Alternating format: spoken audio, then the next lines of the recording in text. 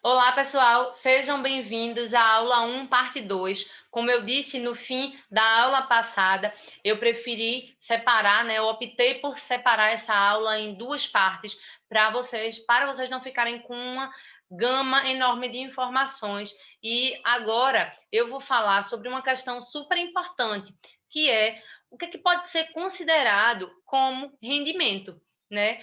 Claro, eu não vou tratar aqui de todos os rendimentos possíveis e imagináveis, até porque a gama é enorme, certo? Existem inúmeras peculiaridades aqui a título de recebimento de rendimentos, tanto tributáveis quanto isentos e não tributáveis. Então, eu vou tratar aqui com vocês os principais, certo? Então, vamos lá para a apresentação aqui do slide, só para a gente ter uma visualização geral de quais rendimentos você precisa declarar. Os principais rendimentos a serem declarados são a título de trabalho, aluguéis, pensão, indenização por danos morais, rescisão, decisões judiciais, resgate e prolabore. Esses são os únicos rendimentos que eu posso declarar? Não. Como eu disse no início, existem inúmeros rendimentos tributáveis, não tributáveis e isentos. Então, aqui a gente vai tratar dos principais, porque cada caso exige uma peculiaridade diferente. Então, vocês podem informar aqui para vocês se existir alguma peculiaridade e aí eu ajudo vocês aqui nos comentários, tudo bem? Então, vamos lá. A título de trabalho, o que a gente pode considerar como rendimento, tá? Vou voltar aqui. Vocês vão agora me ver cara a cara novamente, para eu explicar um pouquinho para vocês como é que vai funcionar os rendimentos a título de trabalho, o que é que pode ser considerado. Bolsa de estudos com contraprestação, ou seja, se você participa você ganhou uma bolsa de estudos, mas você estar lá, você tem uma contraprestação, você ganha um valor porque ganhou essa bolsa de estudos, certo? Isso é muito comum em faculdades e universidades públicas, certo? Ou em âmbito de pesquisa. Residência médica também é um rendimento tributável. Benefícios ou bonificações concedidas a gerentes, administradores ou assessores. Horas extras também são rendimentos tributáveis. Pensão, prêmios recebidos em competições esportivas, planos de previdência complementar, tudo isso a gente pode considerar como rendimento tributável, certo? A título de aluguéis, o que é que a gente pode considerar aqui? As quantias recebidas por pessoa jurídica pela locação de imóvel, elas se sujeitam, sim, ao recolhimento da, as quantias recebidas por pessoa física pela locação de imóvel, elas se sujeitam ao recolhimento mensal obrigatório pelo Carnê-Leão. E na aula 2 eu vou explicar para vocês o que é que significa esse Carnê-Leão, certo? Como é que você vai fazer para informar esses rendimentos no Carnê-Leão, como é que funciona, tá? Tanto se for recebido esse aluguel por pessoa física ou por pessoa jurídica, tanto na fonte como pagamento normal, certo? Pagamento direto.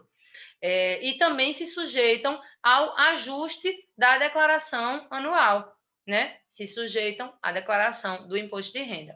Tanto aquelas pessoas que recebem, quanto aquelas pessoas que pagam, né? Que fazem o pagamento desse aluguel, devem informar mensalmente no Carnê-Leão esse recebimento, e aí depois, quando estiver fazendo esse ajuste, quando estiver enviando o ajuste anual, pode exportar os dados do Carnê-Leão para o sistema da Receita Federal, certo?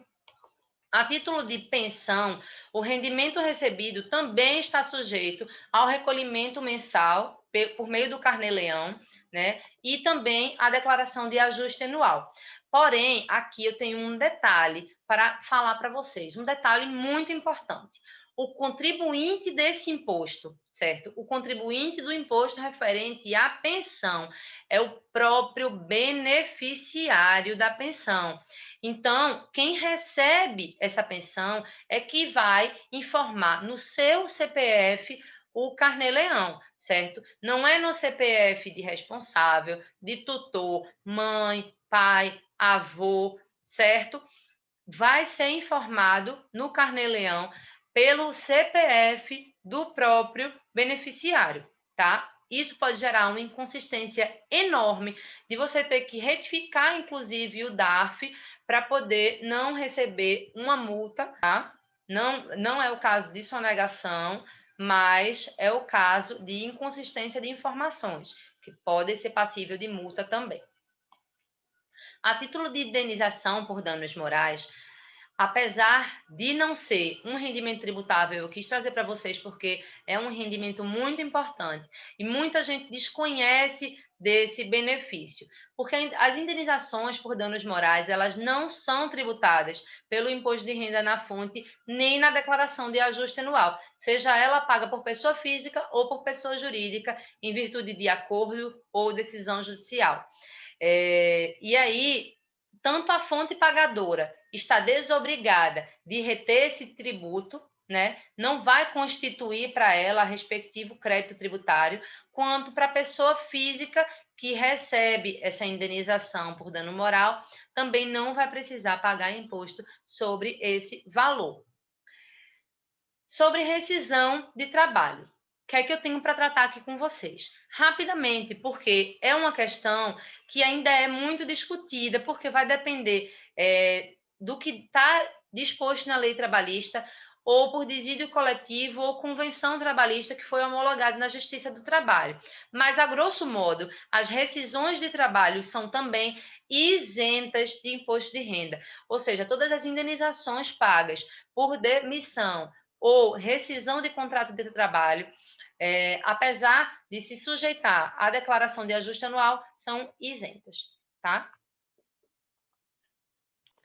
Vamos para o próximo. Os rendimentos pagos a título de decisão judicial, né, um cumprimento de decisão judicial, estão sujeitos ao imposto sobre a renda na fonte, com a aplicação progressiva do imposto de renda, que vai depender do valor recebido. Até o limite de 22.847 é isento de imposto de renda, certo? Essa é a isenção, esse é o limite de isenção. Depois disso, começa-se a aplicar a alíquota progressiva. Então, todo valor superior a este vai incidir imposto de renda dependendo do valor que você receber. Se eu estou falando com advogados ou pessoas que venham a receber por causa de uma decisão judicial favorável, certo? A responsabilidade pela retenção na fonte é da pessoa física ou jurídica que está obrigada ao pagamento desse imposto. Então, não é você que vai ter que reter na fonte, é a pessoa que está ali pagando, a pessoa física ou jurídica. E, assim, essa retenção vai se dar no momento em que os rendimentos se tornarem disponíveis ao beneficiário. Por exemplo, se os valores estiverem disponíveis para levantamento de alvará, certo? E dica extra aqui, para fins de aplicação da alíquota, será desconsiderada duas coisas: a soma dos juros e indenizações por lucros cessantes e os honorários advocatícios e remuneração pela prestação de serviços no curso do processo judicial, como, por exemplo, serviços de engenharia, serviço de medicina, contador, perícia, assistente técnico, avaliador, leiloeiro. Todos esses valores são desconsiderados a título de soma, certo? Para a aplicação da alíquota do imposto de renda.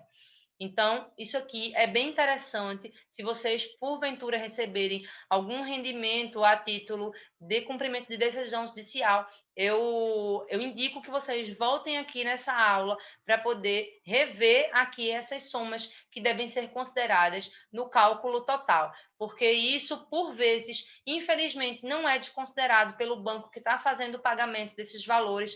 Então, e você acaba não percebendo que esse valor foi considerado por falta de conhecimento ou por falta de atenção. Eu sei muito bem que isso ocorre.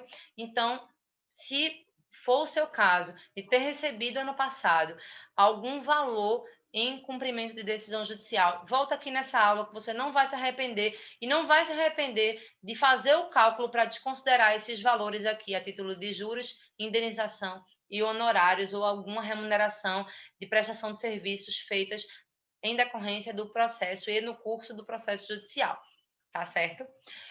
Outro ponto que eu quero destacar aqui com vocês é o resgate da previdência privada, certo?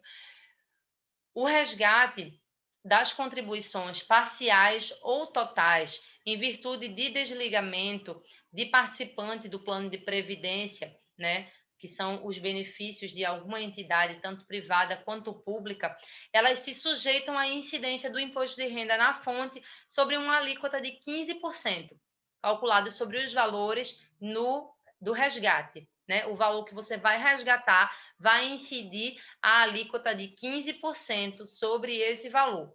Porém, se você optou por receber esse resgate, né, estruturando aí uma modalidade de benefício definido, se você não vai resgatar somente ao final, você vai continuar submetido à tributação com base na tabela progressiva, certo? Essa alíquota de 15%, ela incide sobre os valores do resgate no plano de previdência privada ao final, quando você termina de pagar toda essa previdência e vai resgatar aquele valor total de uma única vez.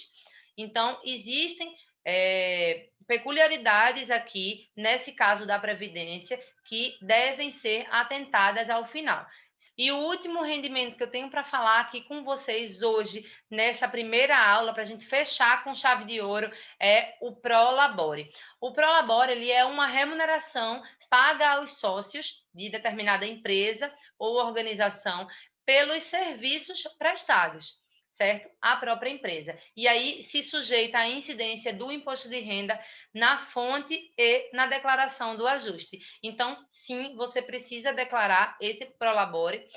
Se você não declarar mensalmente pelo Carnê-Leão, você precisa declarar no ajuste anual, ali naqueles rendimentos recebidos por terceiro ou pessoa física mensalmente, tá? Então, a gente fica por aqui na aula 1 e espero que vocês tenham gostado, espero de coração que vocês tenham aproveitado. Se acham que eu falo muito rápido, bota um pouquinho menor, bota um pouquinho mais lenta essa aula, porque tem muita coisa a ser aproveitada daqui para poder vocês declararem o imposto de renda de vocês.